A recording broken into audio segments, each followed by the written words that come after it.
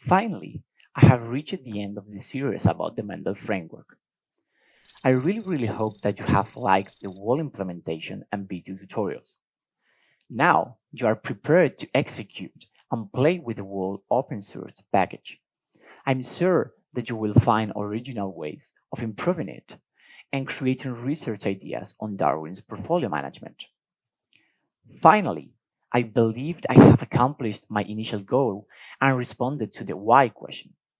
Precisely, the goal was to break certain paradigms about the lack of open source production and robust code, generalizing the approach to trade unique Darwin asset portfolios quantitatively, and finally generate a flexible and more standard framework that could be escalated and perdurable, and most importantly, executable and understood by aspiring data practitioners and algorithmic traders.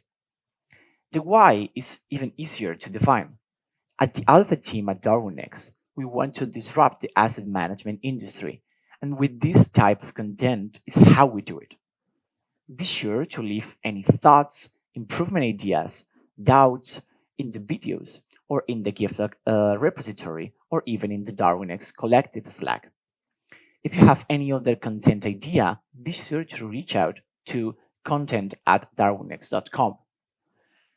I'm really encouraging you to do this because I'm really eager to hear about them and create more content around your ideas and thoughts that you may have.